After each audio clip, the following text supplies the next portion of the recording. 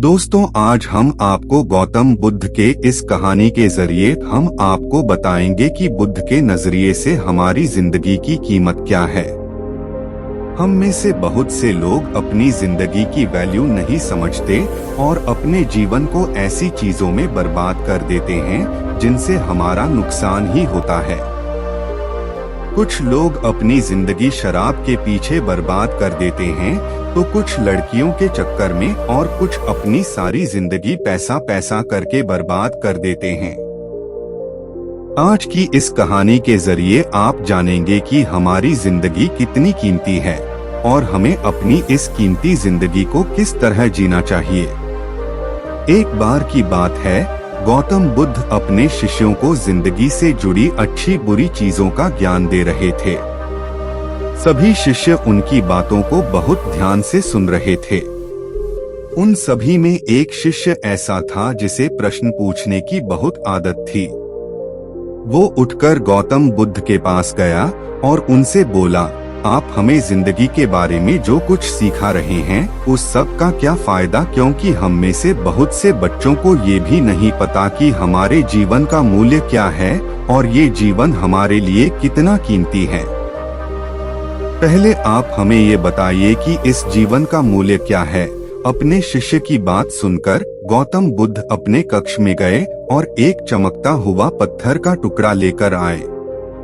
वो टुकड़ा उन्होंने अपने शिष्य को दिया और बोले, मैं तुम्हें इस जीवन का मूल्य तब बताऊंगा जब तुम इस पत्थर का सही मूल्य पता लगाकर आओगे।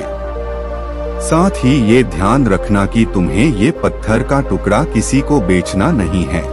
गौतम बुद्ध की बात मानकर वो शिष्य बाजार की तरफ चला गया। बाजार में सबसे पहले उसकी नजर एक फल बेचने वाले पर पड़ी और उसने वो पत्थर उस फल वाले को दिखाया और बोला, इस पत्थर के बदले आप मुझे कितने फल दे सकते हो। फल वाला बोला, ये पत्थर कुछ खास तो नहीं है, लेकिन फिर भी इसके बदले में तुम्हें 10 केले दे सकता हूँ। वो शिष्य उस पत्थर को लेकर आगे चला गया। फिर उसे एक सब्जी वाला मिला। शिष्य ने उस सब्जी वाले से उस पत्थर की कीमत पूछी। सब्जी वाले ने उस पत्थर को ध्यान से देखा और बोला, इस पत्थर की कीमत के बदले में तुम्हें ज्यादा से ज्यादा एक बोरी भरकर सब्जियां दे सकता हूँ। इसके बाद वो शिष्य उस पत्थर को लेकर एक सोने के व्यापारी के पास गया। उस पत्थर की टुकड़े की चमक देखते ही उस सुनार ने उसकी कीमत 100 सोने के सिक्के लगाई।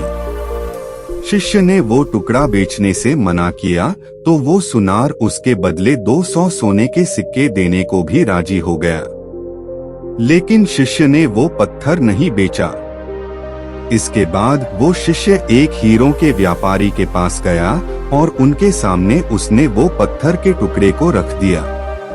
उस पत्थर को देखते ही हीरों के व्यापारी ने एक साफ कपड़ा बिछाया, उस पत्थर को उसके ऊपर रखा, फिर उसकी परिक्रमा की और हाथ जोड़कर उस पत्थर को कपड़े में लपेटते हुए वो बोला, तुम जिसे मामूली पत्थर समझकर उसकी कीमत पूछ रहे हो, असल में ये एक बेशकीमती रूबी है। ऐसा रूबी हर किसी को नहीं मिलता। मैं अगर अपना सब कुछ बेच भी दूं तो भी इसकी कीमत नहीं चुका सकता। उस व्यापारी की बातें सुनकर वो शिष्य हैरान हो गया। वो दौड़ा दौड़ा सीधा बुद्ध के पास आया और उन्हें उसने जो कुछ भी बाजार में हुआ वो सब बताया। उसकी अचरज भरी बातें सुनकर गौतम बुद्ध बोले, तुम्हारे सवाल का जवाब इस रूबी की कीमत में ही छिपा है। हमारा जीवन भी एक रूबी है, रूबी की तरह ये भी बेशकीमती है, लेकिन हम इस बात को हमेशा नजरअंदाज करते हैं और अपने जीवन का मूल्य नहीं समझते।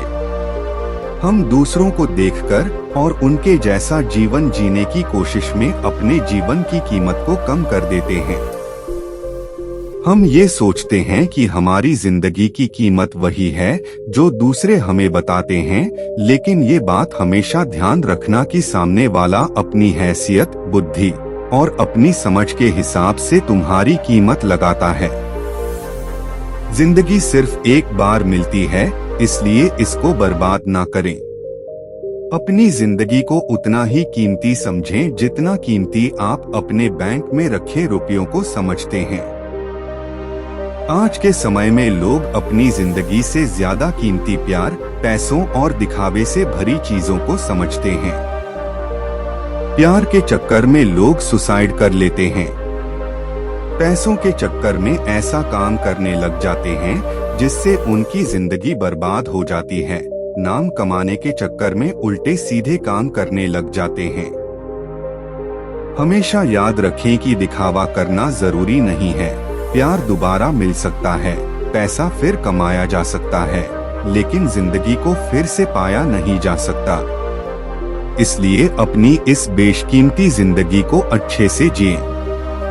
हर पल का आनंद लें। कभी ये ना सोचें कि आप इस दुनिया में किसी काम के नहीं है, ना कभी ये सोचें कि आपकी जिंदगी व्यर्थ है। आपके होने या ना होने से कुछ फर्क नहीं पड़ता। जब भी ऐसे नेगेटिव विचार आपके मन में आए तो खुद को बस ये याद दिलाएं कि जीवन एक रूबी है और ये बेशकीमती है।